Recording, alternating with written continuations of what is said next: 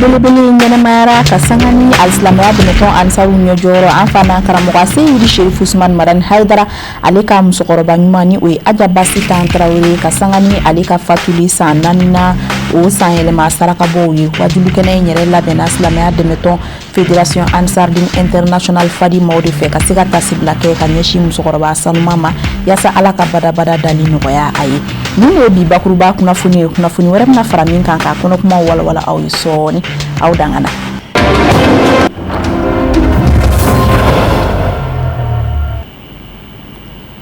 an balima Sherif latele filɛ bɔ Mali kɔnɔ ani Mali kɔ kan an bɛ wale ɲuman dɔn foli kɛ ka ɲɛsin aw kelen kelen bɛɛ lajɛlen ma fo aw sigiyɔrɔw la an b'a fɔ n k'aw bisimila ka jabaranin so mandi kɔrɔ ni aw ka bamanankan kunnafoni ale kɛnɛ o dayɛlɛlen ye i n'a fɔ an y'aw tulo lasɔn bakuruba kunnafoni ale kɔnɔna na cogoya min na sisan décembre kalo tile fɔlɔ san 2021 décembre kalo tile fɔlɔ san 2025 ni y'a san 4 de ye Mali silamɛw ka tɔnba Haut Conseil Islamique du Mali ma ɲɛma ale ka musokɔrɔba ɲuman ta ɲana o siratigɛ de fɛ wajulu kɛnɛba o sigira yasa ka se ka tasibila kɛ ka ɲɛsin musokɔrɔba ɲuman Aja Basitan Tarawele ale ma yasa ala bɛ se ka badabada dali nɔgɔya a ye wajulu kɛnɛ in yɛrɛ labɛnna silamɛya dɛmɛtɔn Fédération Ansardine International Fadi maaw de fɛ ka bɛn ni karidon su ye novembre kalo tile 30 san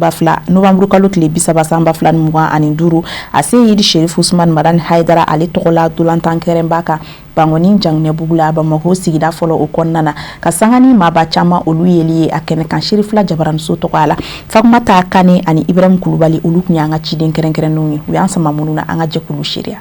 bidoye ɲinɛ de la décembre kalo tile fɔlɔ 2021 nɔrɔ sunta yɔrɔ ye diɲɛ to an ka musokɔrɔba sanuma ko don ni ye don kɛrɛnkɛrɛnnen ye waati kɛrɛnkɛrɛnnen don silamɛya dɛmɛtɔn ansaru bolo ɲinan tɛna kɛ don min kɔ ka d'a kan nin kɛnɛ in n'a ɲɔgɔnnaw bi sigi silamɛya dɛmɛtɔn ansaru ma kɛ yɔrɔ o yɔrɔ nin waati kelen in na coyi nɔrɔ sunta yɔrɔ ni o ye an ka musokɔrɔba sanuma ye Aja Basitan Tarawele a fɔ majigini yɛrɛ dɔgɔya Basitan a ka ɲɛnamaya bɛɛ lajɛlen an balakaw fana ka misaliw sunta yɔrɔ don Basitan min ni a ka ala danaya i bi dɔɔni dɔrɔn fɔ a la hadamadenya wale minnu tun b'a la ka ɲɛsin ala ka danfɛnw ma o kuma yɛrɛ tɛ fɔ a ka muɲu n'a ka sabali ni diɲɛ bɛɛ lajɛlen bɛ k'o tɔnɔ bɔ bi ni babaw jukɔrɔ kɔlɔn hɔrɔma ye a fɔ farafina kunna wolo an fana an karamɔgɔ ko do Seyidi Sherif Usman Madan Haidara nin t'a sibila kɛnɛ bɛ sigi a mɔdenw fɛ silamɛya dɛmɛtɔn ansar ko do diɲɛ kɔnɔ duwawu de bɛ kɛ sama ye ko ala ka barika don a la o ye laada ye n'o tɛ a n'a ka barika bangenen don duwawu bɛ kɛ Basitan ye badabada daliko la hali maa min tɛ misiw min yɔrɔ la i n'a dɔn k'a fɔ jifilen tɛ yen ka labanna ka hamiw yira ala la ka d'a kan ko bɛ ni musokɔrɔba sanuma ye ni ala cɛ wale ɲuman dɔn don ka ɲɛsin a ma a ye ɲumanya mun kɛ an ye a n'a ye ɲumanya mun kɛ diɲɛ ye ni mɔgɔ min ma Basitan dɔn mais n'i y'a denkɛ ka baara ye dɔrɔn o bɛ wasa kɛ i b'a dɔn mɔgɔ min don sabula Sherif Usman Madan Haidara ɲɔgɔnna o tɛ bɔ mɔgɔ bɛɛ la ala sɔnna o bɔra musoba min na hali ni foyi ma fɔ a kan i b'a dɔn k'a fɔ o ye ala ka mɔgɔ kɛrɛnkɛrɛnnen Basitan an ye mankutu minnu mɛn a la o ye ɲumanw de ka tila ka ala wele nin kɛnɛba in bonya kama ni Basitan yɛrɛ kama an ka jamana bɛ degun min kɔnɔ ala ka degun in wele ka falen hɛrɛw la ala ka hɛrɛ caman don jamana in kɔnɔ silamɛya dɛmɛtɔn ansaru dama dogo Basitan Tarawele ka ɲuman kɛlenw na a ka ɲɛnamaya kɔnɔ nka n'i y'a mɛn va don de b'a ta a fɔ ɲuman ɲuman furucɛ ɲuman in de sɔnna ala ma hinɛ na ba Madani Haidara silamɛya dɛmɛtɔn ansaru kɔnɔ wajilikɛla kankara damadɔw minnu ye kunbɛbaliw ye min ni a kɛra wasa ye u ye ɲɔgɔn fali musokɔrɔba in ka kɛtaw ka taa se ba Madani ka kɛlenw maa si m'a fɔ ko wudu karamɔgɔw ye mun fɔ nin su in na Basitan Tarawele hakili la kabiri su in na ni baara daminɛna ni maaw ma kuma na bɛɛ bɛ dɔ fɔ musokɔrɔba de kan bɛɛ b'a ka ɲumanya de fɔ bon n'i y'o ye adamaden na dɔrɔn i b'a sɔrɔ o tigilamɔgɔ yɛrɛ ala yɛrɛ de o tigilamɔgɔ ka ko dabɔ a kan k'a kɛrɛnkɛrɛn parce que a bɛna kɛrɛnkɛrɛnnen bɔ a la Basitan kɛra a tɔgɔ dugukolo ɲuman ye ba Madani kɛra si ɲuman ye n'i ye si ɲuman dan dugukolo ɲuman na a tɛna foyi di ni den ɲuman tɛ an filɛ Basitan ka o tɔnɔ de kɔnɔ bi nisɔndiyaw bonyara kosɛbɛ maa minnu ni olu garisɛgɛ donna a la kɛrɛnkɛrɛnnenya la silamɛya dɛmɛtɔ ansaru yɔrɔ jama yɔrɔ suruma u ye waliɲumandɔn foliw kɛ ka badabada dali ɲini ala fɛ an mamuso sanuma ye hajaba sitan tarawele cɛkɔrɔba in alhamdulilayi an bɛ ala tanu ka ala barikada ka duwawu kɛ a ye ka sabu kɛ a ye nɔ to nɔ min tɛ dogo a ye kalanyɔrɔ to kalanyɔrɔ min tɛ dogo a ye nɔ to nɔ min fo ka taa diɲɛ wele a tɛ bɔ parce que ne basa lajɛ a ye kalanyɔrɔ min to an bolo ansarudini bɛ kalanyɔrɔ min na o ye basala kalanso de a musobaw o bɛ bɔ a ka kalanso de kɔnɔ a cɛbaw bɛ bɔ a den ka kalanso de kɔnɔ o bɛɛ sabu ye ale de ye donc a ye kalanso dayɛlɛ an ye kalanso min mɔgɔw bɛ ladama a kɔnɔ ka u ka diɲɛ labɔ kɛ a kɔnɔ ka lahara ɲini a kɔnɔ ka sɔrɔ fo ka taa se u ka diɲɛ laban ma kalanso min n'a tɛ datugu. a kɛnɛ in kan i ye kɛnɛ lajɛ i ye numan lajɛ i tun b'a sɔrɔ nin du sanuma in maaw bɛɛ bɔlen tun ni o ye sirifila duba ye a mɔdenw baasi tan buramusow a kulomasamaw bɛɛ lajɛlen nana nin kɛnɛ in seereya ansaruw bolo maa de t'i ɲɔ susu ala ye i ka labanna ka si kɔngɔ la ŋanatigiya ka pusa ni ŋanaya yɛrɛ ye silamɛ sifinw ka fara diɲɛ seleke naani ansaruw bɛɛ lajɛlen kan wasa daa ye nin ye golokansigi kɛn bɛ ka jigiya min ta bi sufɛ nɛgɛ ɲɛ 23 waatiw kɔnɔna na silamɛ sifinw ka misali tayɔrɔ ansaruw ka jigiya bani ka golokansigi ko don funɛŋɛni min ma to a ka funɛŋɛniya la ka diɲɛ tiɲɛ ni a wasalen bɛ taama diɲɛ fantan ani 4 bɛɛ lajɛlen kɔnɔ an jigiya ko don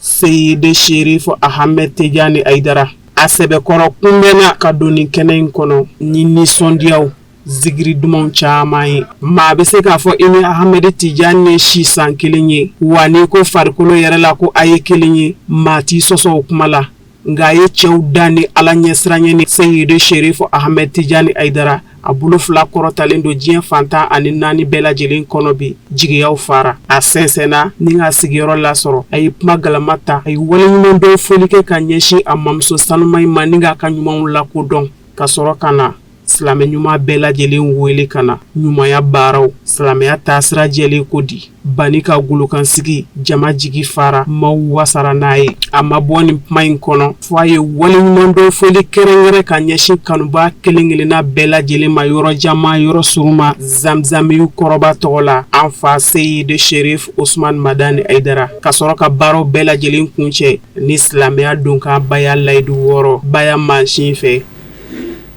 An bɛ to nin kɛnɛ kelen ka o hukumu kelen kɔnɔna na silamɛya dɛmɛtɔn ansar dini a musolakaw olu bɔra ka caya ka se ka na u ka tasibilaw kɛ ani u ka seriyakanw caman ka ɲɛsin Ajaba Sitan Tarawele a ka ɲumanya walew la u labanna ka duwawu fana kɛ yaasa ala bɛ se ka badabada dali nɔgɔya musokɔrɔba ɲuman in ye cogoya min na hali bi u ka laseliw bɛ kɛ Fatumata Kane ale ni Ibrahim Kulubali ka kuma galamani na. Kɛnɛ ba min sigilen filɛ nin ye an ka musokɔrɔba ɲuman tɔgɔ la Basitan Tarawele Aba. Aba ko ye denba ɲuman nin kɛnɛ ye dugawu jaabi kɛnɛ ye kɛnɛ ye dugawu minɛ kɛnɛ ye nin kɛnɛ ni mɔgɔ min yira nin kɛnɛ kan ala yafa bɛ nin kɛnɛ in kan fɛnɛ parce que a sigira musoba min tɔgɔ la musokɔrɔba ɲuman min tɔgɔ la Aba ye denba ɲuman ye Aba kɛra bɛɛ de fɛ anw yɛrɛ mana taa tamani foyi tɛ dɛsɛ anw na yen nɔ Aba bɛ fɛn bɛɛ kɛ an ye an bɛ dumuni kɛ k'an fa an natɔ a bɛ jɛgɛw k'an kun a bɛ basijalanw k'an kun a bɛ dɛgɛmuguw k'an kun Aba kɛra balimaw fɛ ka kɛ tamani bɛɛ lajɛlen fɛ ka kɛ ansaruw bɛɛ fɛ. Famata ne bɛ dakuruɲɛ 2 min fɔ Aba ka kɛnɛ kan anw kɔni anw de bɛ ala fo ka ala barikada bari anw bɛ don a misari la tuma min na o y'a sɔrɔ Aba ma dɛsɛ Aba ni anw bɛ sigi bɛɛ tulonkɛw kɛ ɲɔgɔn fɛ o tulonkɛw kɔrɔ ye di n'an sigira an mana bɔ yan nɔ ka taa mawuludu kɛnɛ kan an mana bɔ yan ka taa tamani ka taa mawuludu la ani Aba yɛrɛ an bɛ sigi an bɛ masala o y'a sɔrɔ a ma dɛsɛ a ma fosi a bɛ baro kumaniw fɔ an ɲɛnɛ ka kumakan dumaniw fɔ an ɲɛnɛ ka ladilikanw fɔ an ɲɛnɛ Aba ne ma Aba ɲɔgɔnna ye koyi walahi karamɔgɔ ba in ne ma ɲɔgɔnna ye mun ye karamɔgɔ kɛ tan Aba de ɲana Aba ɲana dɛ walahi Aba ɲana an ye min fɔra an ye Aba ka ko la n'an ko an b'a fɔ anw ma bɛrɛ don a la dɛ anw yɛrɛ an fana b'a fɔ an fana fɔra dɔw fana kɔ minnu donna anw ɲɛ aba ye muso ye n'a b'a ni n'a sigira n'a ye dakuruɲɛ kelen min f'i ye n'i y'a ka ladilikan mɛn walahi diɲɛ bɛ ɲɛ i lahara bɛ ɲɛ aba ka kumakan kelen n'a y'a f'i ɲɛna diɲɛ bɛ ɲɛ i lahara bɛ ɲɛ fo ni mɔgɔ min ma kɛ kumakan labatobaga ye an bɛ bɔ yan nɔ an bɛ taga n'anw sera an ni mama Kulubali ninnu ala ka hinɛw ni silamɛsu bɛɛ lajɛlen na ani tɛnɛ ninnu Manekura musokɔrɔba ninnu ala Masa Ramani ala ka hinɛw ni silamɛsu bɛɛ lajɛlen na anw de bi fara ɲɔgɔn kan an bɛ taa an b'an sigi ni sigidalaw y'u ka sigida daminɛ nin cogo la tantɔ ne ko ala an bɛ tɛgɛrɛw fɔ an b'an yɛrɛ ɲɛnajɛ ala walahi aba duwawu dumanu ko k'an ye a ye duwawu min k'an ye kɔni walahi ala y'a bɛɛ jaabi bi walahi aba ala ka sɔrɔ ma hinɛ so ala ka yen kusama y'an ye ala ka dali nɔgɔya ala ka limaniya di a ye min to an bolo ka taga walahi a kɛra ma jigi ye a kɛra ma diɲɛ ye a kɛra ma lahara ye an bɛ ala fo ka barikada Basa ye musokɔrɔba ye musokɔrɔba min muso belebeleba min ni a ɲɔgɔnna ka dɔgɔ nin Basa in de kɛra sababu ye k'an denw kɛ den barikamaw ye k'an cɛw kɛ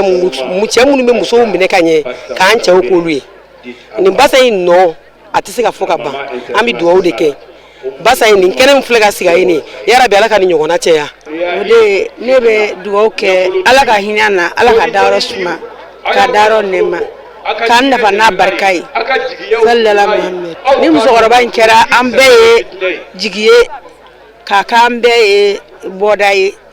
sabu n'i y'a ye an ye nin kɛnɛ in sɔrɔ ale sababu ɲuman de n'ale sababu tɛ an tɛ nin kɛnɛ in sɔrɔ tiɲɛ yɛrɛ la ne bɛ min sɔrɔ k'a fɔ a ye baara min kɛ mɔgɔ si se k'a fɔ ka se a dan a k'a muɲu na ka sabali a n'a ka kɔnɔnajɛlenya a n'a ka ŋaniya ɲumanya an b'o kɛnɛ de kɛ. Kunnafoni nasira wɛrɛw fɛ Bamako sigida fɔlɔ dugutigiw ka jɛkulu olu ye dugutigiw ni ladalatigiw olu tɔgɔladon kɛrɛnkɛrɛnnen min ɲɛnamaya san o san ni o ye journée nationale de légitimité traditionnelle ye o kɛnɛw o sigi kɛnɛ in yɛrɛ labɛnna u fɛ u ni Bamako sigida fɔlɔ yɛrɛ marakafo ka fara a sifinakaw kan u ka bolodi ɲɔgɔnma hukumu kɔnɔna de don ka ladɔnniya ka fɔ k'u sigi in yɛrɛ a kun seriyalen don maaba caman fɛ wa bonya n'a karama o minan kun tan bɛ k'a di Sheikh Umar Mayiga de ma Sherifula Jabaramuso tɔgɔ la Alhamidu Badini ale bɛna walawalali k'a tɔ la. Novembre kalo tile 10 ani kelen o ye ladalatigiw tɔgɔla dɔ ye Mali jamana kɔnɔna na don min n'a bɛ ɲɛnamaya jamana fantan ani 4 Bamako yan nɔ fɛn min sigida fɔlɔ maaw ye olu ma sɔn ka to kɔ ka kɛɲɛ ni nin don kofɔlen awa kɛnɛ in yɛrɛ sigi kun tɛ dɔwɛrɛ ye k'a kɛ tasibila don ye ni k'a ɲɛsin an ka ladalatigiw ma baaraw min donna ni jamana jɔnjɔn dali ye jama fɛ. Bi don in na 11 novembre n'a dabɔra dugutigiw kama an bɛ se ka fɔ k'a dabɔra anw de kama ka sabu kɛ ni ye o don na ɲɛnamaya ka dɔnko ni seko an ka mara taabolo k'o la ɲɛnamaya anw de denmisɛnninw ma kalanbulon don donc an b'a bila o minɛn kɔnɔ an jɔyɔrɔ ye min y'a la k'o la banba ka seereya kan ko o sera ka kɛ an ka dugu la wa an b'a engagé o la ni Ala sɔnna ma an b'o pérenniser. Donc an kɔni nisɔndiyalen don kabini don min ni jamanakuntigi ni ŋaniya in ta ka dugutigiw sɛgɛrɛ ka ni bonyaba in ta ka di anw ma a y'an nisɔndiya cogo min na Alahu Taala de b'a dɔn foyi t'anw fɛ ka dugawu k'a ye a n'a ka gouvernement mɔgɔ bɛɛ lajɛlen ka fara Ablaye général d'armée Ablaye Mayiga kan ani gouvernement mɔgɔ bɛɛ lajɛlen k'u fo u ka baara la parce que olu de bɛ hakilinaw di ɲɔgɔn ma baara min n'a bɛ jamana ta ɲɛfɛ k'o hakilinaw di ɲɔgɔn ma an kɔni commune 1 dugutigiw ka fara Bamako district dugutigi bɛɛ kan an ka ɲɛmɔgɔba yɛrɛ tun bɛ yan n'o ye Seydou Sangare an bɛɛ nisɔndiyalen don nin baara in na. An ka ladalatigiw tɔgɔla don Bamako sigida fɔlɔ kɔnɔna na commune 1 fɛn min ye waleɲuman dɔn foli ye o kɛra ni k'a ɲɛsin jamana ɲɛmaa ma général d'armée Assimi Goïta o mun ye nin miiriya ɲuman ta k'a fɔ ko an ka ladala ko olu ka don ba la o siratigɛ la fɛn min ye waleɲuman dɔn attestation de reconnaissance ye o taara ni k'a di a tɔgɔ la. San o san 11 novembre a y'o di an ka ladalatigiw ma an ka dugutigiw ma an b'a fo k'a waleɲuman dɔn i ye min kɛ o de bɛ ye i ye min kɛ o de bɛ fɔ an b'a fo danti foli min na kan jɛ dugu ɲɛmaa fɔlɔ o ye dugutigiw de ye n'i ye dugutigiw bonya i ye jamanaden bɛɛ de bonya an b'a fɔ k'a ni ce dugutigiw bɛ yɔrɔ o yɔrɔ ɲamakalaw bɛ yen o y'an ka laada de ye an b'a fo ni aw tɛ ko o ko la a ko tɛ barika laada ni seko an b'a fo n ka service technique fɛn o fɛn n ka commissariat n ka protection civile n ka conseil communal kɛrɛnkɛrɛnnenya conseil communal an b'u fo k'a waleɲuman dɔn. A b'aw ladɔnniya k'a fɔ ni kɛnɛ mun bɛ an ka ladalatigiw tɔgɔ la don ko fɔ a denfajala o taara ni ka di Sheikh Umar Mayiga ma. An ka dugutigiw jɔyɔrɔ ka bon an ka dugu dilanni na an ka dugutigiw jɔyɔrɔ ka bon jamana dilanni na k'a fɔ an ka dugutigiw an ka ɲamakalaw an ka diinɛtigiw maa o maa n'i bɛ se ka ko dɔ dilan an ka dugu in na bi ye faranka waati selen ye ne bɛ nin fɛ ne tɛ nin fɛ an t'o la bilen an b'an ka jamana de ɲini na an ka coordinateur da sera a ma an b'a ɲini maliyɛn bɛɛ fɛ cɛ ani muso maliyɛn bɛɛ bɛ se fɛn dɔ la an bɛɛ ka jɛ k'an ka président de la transition dɛmɛ k'a ka gouvernement dɛmɛ maa o maa ni Mali jɔli ko b'o kɔnɔ k'o dɛmɛ yasa an ka Mali ka bɔ ni gɛlɛya in na. An b'aw ladɔnniya k'a fɔ ko kɛnɛ in a sankɔrɔtala ni nisɔndiya ani fɔlisen duman caman ye n'a ma ɲɛ k'a fɔ ko san 2025 o ye dɔnko ni seko tɔgɔ la san ye.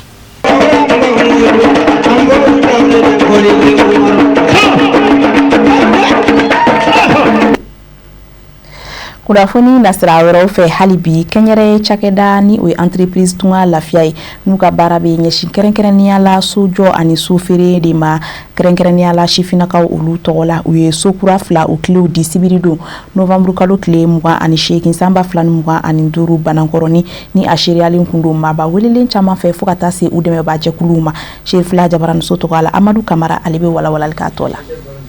Ni hakilina ɲuman min filɛ nin ye n'a taara Madame Sisoko Jenebu Tezanga Sanogo fɛ n'ale yɛrɛ ye entreprise tunga lafiya maa ɲɛmamuso ye k'a ɲɛsin tungaragew ma a kun ti dɔwɛrɛ yesa u k'u to tunga na ko u siyɔrɔ sɔrɔ faso Mali kɔnɔ yan hakilina in a sɛbɛkɔrɔ fura. Tunga lafiya dayɛlɛni hakilina nana ne na ka se ka tungarangew parce que ne yɛrɛ bɛ tunga fɛ ne bɛ Paris donc ka se ka tungarangew ka laɲini sabati parce que tungarange malien n'a bɛ yɔrɔ yɔrɔ a ka laɲini fɔlɔ ye mun ye fɔlɔ ka se ka yɔrɔ sɔrɔ ka se ka sigiyɔrɔ dilan Mali la o ye tungarange malien bɛɛ lajɛlen ka laɲini fɔlɔ ye a bɛ yɔrɔ yɔrɔ tungarange malien fanba donc o hakilina de y'a to an y'a essayer ka système bila en place ni tungarange dun fana bɛ jamana kɔ kan a ka se ka wari koron ka sɔrɔ k'a dafa ka so ka se jɔyɔrɔnin kelen a ma nɔgɔn donc o de y'a to an ye système in bila en place ni tungarangew nana tunga lafiya ma tunga lafiya b'u ka so jɔ k'a ban ka tile d'u ma u ka se k'a sara dɔɔni dɔɔni kalo kalo an bɛ bɛn montant dɔ kan 3 chambres salon 3 pièces n'a prix do 4 pièces n'a prix do étage fana n'a prix do ni fanga bɛ se min kɔrɔ i bɛ don la sachant que 3 pièces ni 4 pièces olu tɛ étage mais étage soubassement de bɛ k'an ka so bɛɛ kɔrɔ par exemple ni min filɛ étage soubassement de b'a kɔrɔ n'a y'a tigi ja min filɛ nin ye dugumana na a bɛ se ka ni ɲɔgɔnna wɛrɛ kɛ a sanfɛ tagalen ɲɛfɛ donc tungarange fɛn fɛn bɛ don tunga lafiya la n'i ka wari dafalen b'i bolo an b'i ka so jɔ k'a ban k'a tile d'i ma. Nin na k'a siɲɛ caman na ye nin cakɛda kɛrɛnkɛrɛnni n'o ye tunga lafiya ye a ka nin baaraw n'a ɲɔgɔnnaw boloda banankɔrɔnikaw fɛ yen nɔ u ka so jɔlenw bɛɛ lajɛlen nin wɔrɔ b'a la wari jɛ kɛr'i bolo walima ka wari dɔgɔnin sara nin bɛɛ lajɛlen bɛ kɛ tunga lafiya de la. Bon ne tɔrɔmuso de ye yɔrɔ sɔrɔ donc ne nan'o représenter comme ale bɛ Paris bon moi je suis là donc ne nana représenter bi vraiment tubabu yɛrɛ ɲumanna les mots me manquent quoi min fɔra n'a nana an yɛrɛ ye min ye kelen tɛ parce que caman b'i to kɔ kan u bɛ wari bila ka na k'u ka sow jɔ u bɛ na a bɛ kɛ jigilatigɛw ma mais o tɛ tunga lafiya ye vraiment nin ye ka dusu don anw yɛrɛ min kɔnɔ an fana min bɛ Bamakɔ yan an fana bɛ motiver ka don a la inshallah n'ala ma basi wɛrɛ fosi k'an na. Maa minnu garisɛgɛ donna nin so kofɔlen ninnu na u ka kɔrɔfɔw senfɛ u nisɔndiyalen foli ni barikada ni waleɲuman dɔ kɛ ka ɲɛsin tunga lafiya maa ɲɛmamusow a n'a ka cakɛla bɛɛ lajɛlen ma baw u kɛra sababu ye olu k'u yɛrɛ tɔgɔlaso sɔrɔ k'a sɔrɔ a ma kɛ ni gɛlɛya ye. Vraiment ni initiative ɲumanba de olu y'u to tunga la ka nin dɔn an minnu bɛ yan nɔ an tun ma nin dɔn donc an b'a ɲini bɛɛ fɛ minnu yɛrɛ sirannen no sojɔ ɲɛ minnu yɛrɛ so tɛ minnu bolo a tɛ minnu ka projet yɛrɛ la nin kɔni ye opportunité de ni nin kɔni ni mi inscrit na ka na ki i ka so jɔ na kɔni b'a dɔn i bɛ taa so fɛn fɛn sɔrɔ sisan i bɛ taa jɛngɛnen san ou i bɛ taa jɛngɛnen jɔ donc tunga lafiya c'est mon combat. Nana so dayɛlɛ na bon tiɲɛ na baara nin kɛbagaw u bɛ s'u ka baara la bon u ka baara fana ɲɛna fana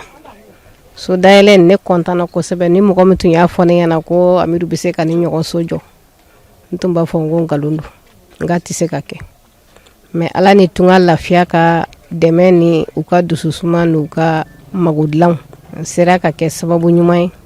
k'a kɛ ka so sɔrɔ. Bi sɔgɔmada in na pour que kana an ka cité min bɛ Banakɔrɔni sur 114 parcelles comme aw yɛrɛ ɲɛ bɛ kɛnɛ na 114 parcelles de bɛ yan nɔ a bɛɛ dira tungarankew de ma o bɛɛ tara ka ban. Donc bi an bɛna en profiter comme a banna ka mɔgɔ caman to 2 hectares min bɛ kɛrɛfɛ an y'o fana ta ka fara 114 parcelles kan 114 parcelles o bɛ bɛn 5 hectares ma donc an ye 2 hectares wɛrɛ ta ka fara o kan kɛrɛfɛla la pour que mɔgɔ minnu ma se ka place sɔrɔ 114 parcelles na olu bɛ se ka place sɔrɔ hectare 2 in na donc o tɔgɔ sɛbɛnw bɛ sen na mɔgɔ min bɛ fɛ ka place sɔrɔ nin yɔrɔ la 2 hectares nin kɔnɔna na an ka numéro WhatsApp b'an ka réseaux sociaux bɛɛ lajɛlen sanfɛ a bɛ se k'an contacter pour que ka se ka place sɔrɔ 2 hectares nin kɔnɔna na mɔgɔ minnu ye place sɔrɔ 114 parcelles na n'o ye 5 hectares ye caman ka so jɔra caman ka so bɛ sen na déjà dɔw ka clé dir'u ma dɔw ka clé kan ka di donc mɔgɔ minnu ka so banna an ka clé di dɔ in il y a 6 mois à peu près on est 600 cɛ ils sont à peu près au nombre de 8 ou 9 personnes an bɛna mɔgɔ 2 ka clé di bi parce que a bɛɛ tɛ se ka di ɲɔgɔn fɛ.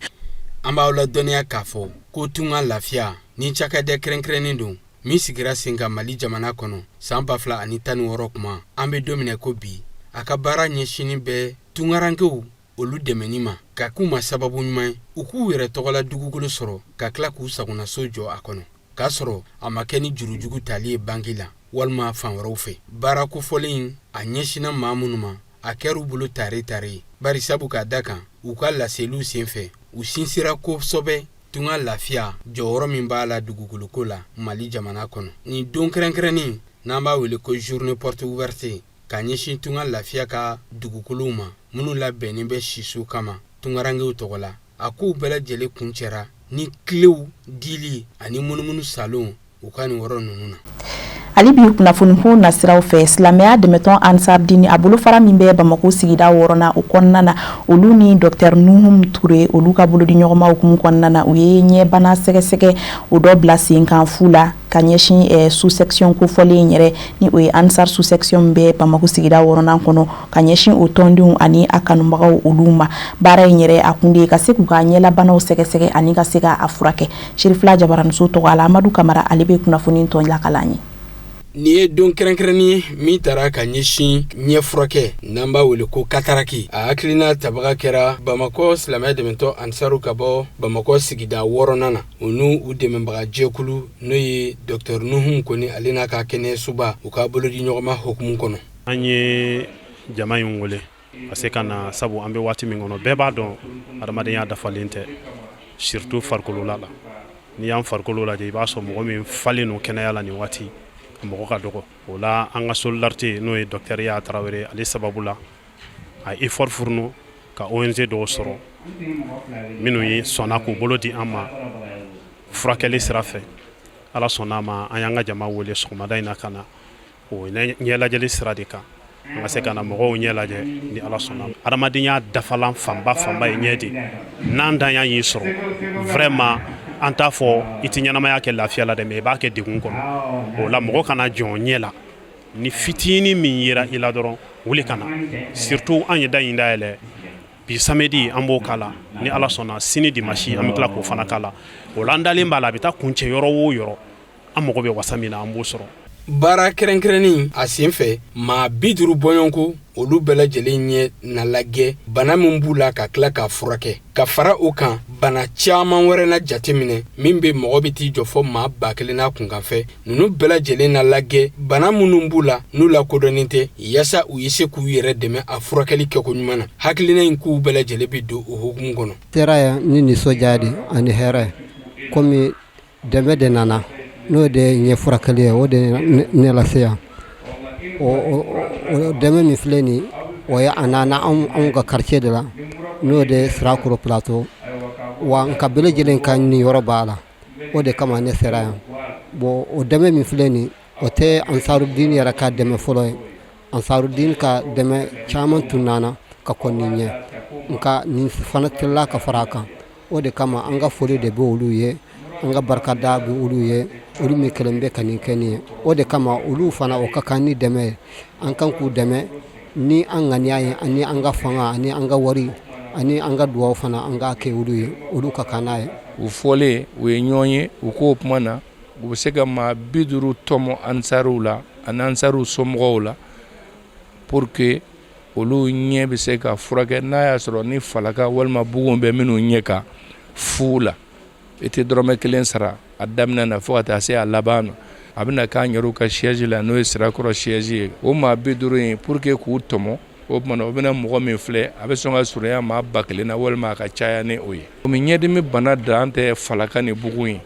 bana wɛrɛ bɛ se ka ye adamaden ɲɛ na min tɛ nin dɔrɔn ye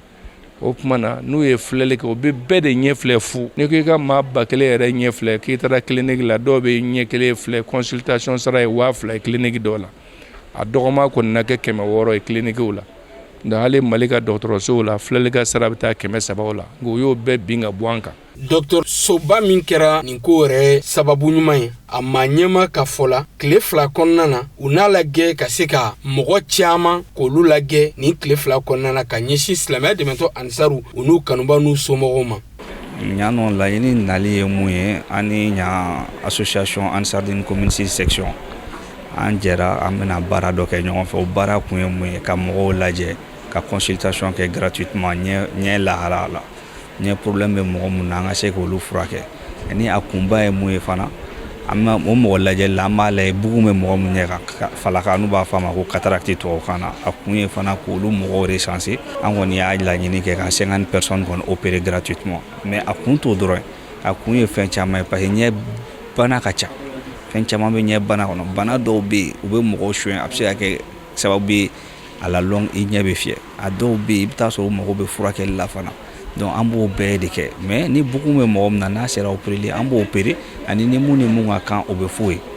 o de y'an nakun ye. An b'aw ladɔnniya k'a fɔ ko nin baara kɛrɛnkɛrɛnnen n'a bɛ don kɛnɛyako bunakun kan ka ɲɛsin silamɛya dɛmɛtɔ Ansaru u n'u kanubaw n'u somaw ka bɔ Bamakɔ sigida 6nan na a kɛr'u bolo nisɔndiyaba ye ka se ka mɔgɔ caman k'olu ka banaw lajɛ ka dɔw dɛmɛ u ta furakɛliko ɲumanw na kɛrɛnkɛrɛnnen ye bana yera mɔgɔ minnu na o mɔgɔ 50 olu kɔni lagɛra ka tila ka fura d'u ma yaasa u ka ɲɛ bana a ye se ka kɛnɛya cogo min na ko in a nisɔndiya n'a muɲamuɲa bonyana kosɛbɛ tɔn ɲɛmɔgɔw ka fara kɛnɛyasoba in ɲɛmɔgɔ suka nunu bɛɛ lajɛlen nisɔndiyalen foli ni barikada ni waleɲumandɔn kɛ ka ɲɛsin a Sayyada Sherif Usman Madani Haidara bawo ko yani ka fi jɔni kunnadi ka fi sababu ɲuman ko in bɛɛ lajɛlen sababu ɲuman a bɔra ale de la. Ni ne fana b'an sɛnsɛn kan kunna diɲɛ fan wɛrɛ kunnafoniw kan min bɛna lase aw ma karamɔgɔ Musa Fɔnba fɛ.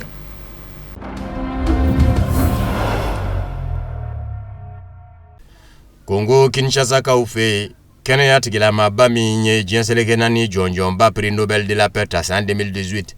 n'a labanna k'i kanbɔ jamana ɲɛmaaya nɔfɛ Dr Denis Mukwege sigikafɔ min filɛ nin ɲɛ senna Congo Kinshasa maa ɲɛmaw ni Rwanda jamana ɲɛmaw ni mamurulenjɛkulu M23 cɛ n'a hakilina tara Ameriki jamana ɲɛmaa Donald Trump ni Katari jamana ɲɛmaw fɛ Dr Denis Mukwege a ko sigikafɔ taacogo man ɲi dɔgɔkun in kun jɛtɔ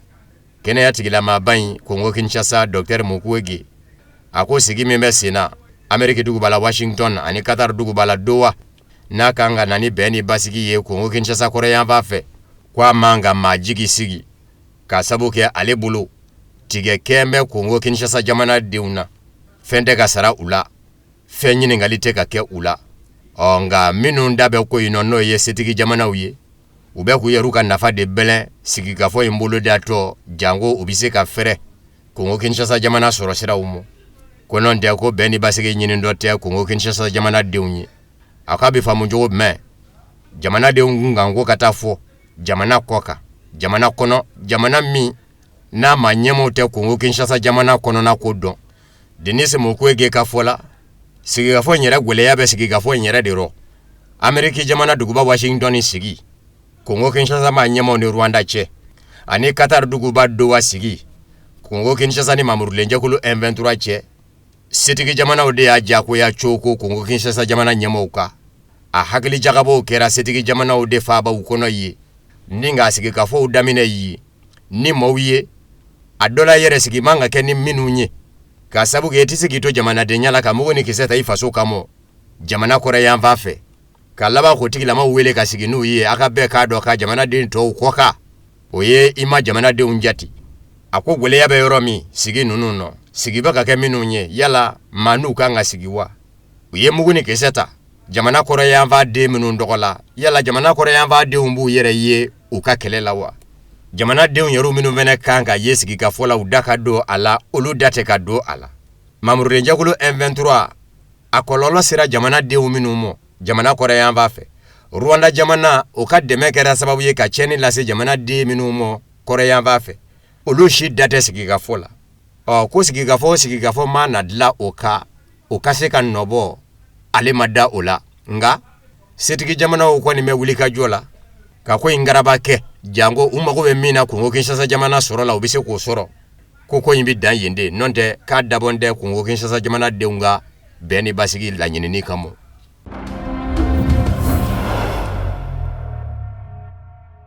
kalo kele ka fo jasole ko Madagascar Fransi jamana nyema Emmanuel Macron ne ga jurugu besira bamba ani Madagascar ka uka franjoro fanga nyema che koloniali Radrian Irina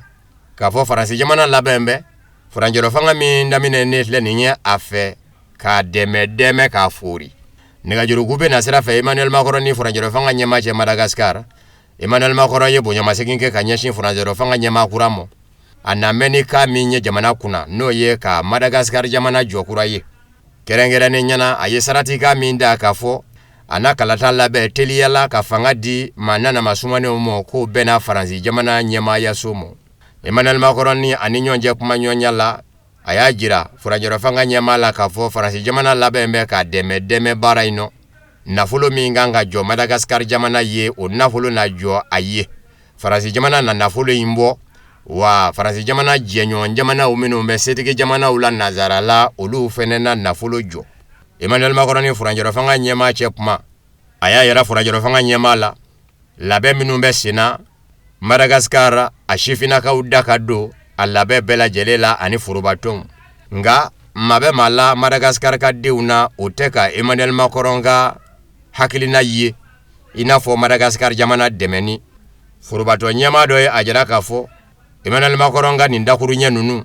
kafo nafulu abojo Madagascar ye furanjoro fanga ka deme ka furi ko Fransi jamana nyema be ka Fransi jamana ka nafasoro sirawde lakana chugo nyini Madagascar akonga kumbe afe ka sabuke Fransi jamana nyema Emmanuel Macron zomimbe ka fona me chugo do Madagascar biti yere soro jinseleke nani setiki jamana do fafe minda fe kuyi o koroma suru doye kalo minzale le novembre kalo Madagascar wasablo nyema abora tamana irisila jamana kono o ni dundura katani irisila yamba yebe obi jo Fransi jamana nyema hakilife o ko de ato Fransi jamana nyema Emmanuel Macron baki telia ki gera chugo nyini Madagascar furanjoro fanga ma nyema ula jango Fransi jamana ka seka boli halibi Madagascar ka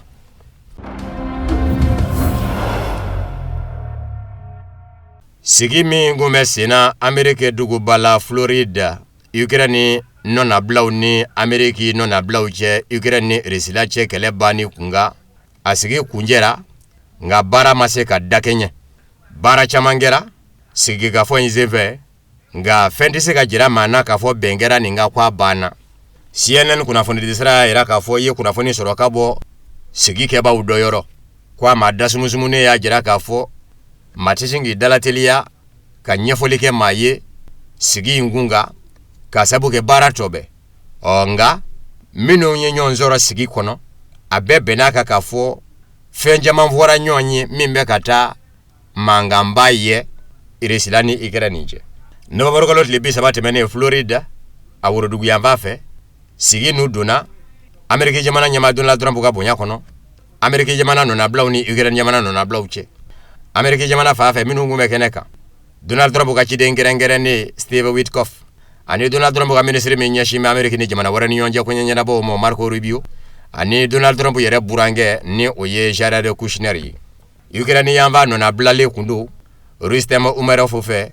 Ukraine jamana kɔnɔ surasiya ɲɛmayaso jɛkulu maa do ani Ukraine jamana minisiri so min ɲɛsin mɛ Ukraine ni jamana wɛrɛ ni ɲɔgɔn cɛ ko ɲɛɲɛnabɔw ma o minisiri danga Sergei Kilista lajɛ bɛ taa kunjɛ kuma min Marco Rubio n'o ye Donald Trump ka minisiri ye a ko nafa sɔrɔla sigi ka fɔ la nka baara tɔ bɛɛ.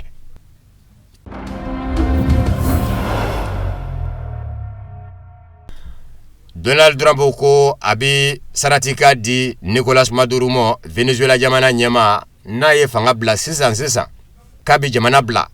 a ka hakilina tigɛ Amerika jamana ɲɛmayaso bi jɔ n'a ka lakana ye fɛn t'a sɔrɔ a ka sigi o kan nɛgɛjuruku bɛ sira min banbara Donald Trump Amerika jamana ɲɛma ni Nicolas Maduro Venezuela jamana ɲɛma cɛ Miami Herald kunnafoni diso ka fɔ la a kuma ɲɔgɔnya senfɛ Amerika jamana ye saratika di Nicolas Maduro mo fɛn t'a sɔrɔ fɛn t'a furumuso sɔrɔ fɛn t'a denkɛ fɛnɛ sɔrɔ n'a sɔnna ka fanga bila sisan ka bɔ Venezuela jamana kunna. Miami Herald kunnafoni diso y'a yira k'a fɔ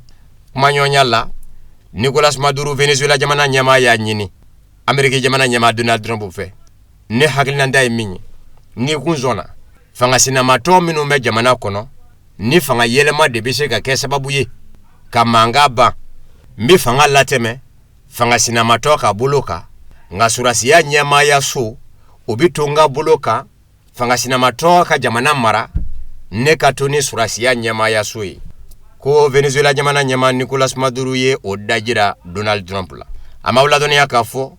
Miami Herald kunnafoni di so a y'a yira k'a fɔ jamana minnu kɛra sababu ye ka kuma ɲɔgɔnya don Amerika jamana ɲɛma Donald Trump ni Venezuela jamana ɲɛma Nicolas Maduro cɛ Brazil jamana ɲɛma Qatar jamana ɲɛma ani Turki jamana ɲɛma bebe na Amerika jamana ɲɛma Donald Trump kɛmɛ ka jira k'a fɔ Venezuela jamana ɲɛma Nicolas Maduro a kɛmɛ k'i ɲɛtugu dɔrɔgu jagolaw ka Venezuela u bɛ ka dɔrɔgu doni ka diɲɛ minɛ a barata a danganiya tɛ Amerika jamana ɲɛma Donald Trump bolo k'a sabu kɛ a ma na ni foyi ye min b'a sɛmɛndiya k'a fɔ tiɲɛ don nka o n'a ta bɛ a bɛ ka jira k'a fɔ o de bɛ senna Venezuela maa minnu sɔn min ka diya olu ko a mago jɔn bɛ Venezuela dugu jukɔrɔ taji de la. New York Times kunnafoni di sira ka fɔ la ko Donald Trump ye diɲɛ di Amerika jamana lakana jɛkulu kɛrɛnkɛrɛnnen CIA mɔ Amerika jamana tɛ bi dugu si kan n'a ma lakana jɛkulu min don i kan Iraki kɛlɛw minnu kɛra olu de jɔyɔrɔ bonyana ye Afghanistan kɛlɛ min kɛra olu de fɔlɔ donna ye hali Libi jamana kɔnɔ Muammar Gaddafi bi kundo don min Barack Obama tɔgɔla nin CIA kɛlɛ de donna Libi jamana kɔnɔ k'a kɛmɛ ka diɲɛ de nin lakana jɛkulu kɛrɛnkɛrɛnnen mɔ a ka don Nicolas Maduro ka fanga nɔfɛ ka ban.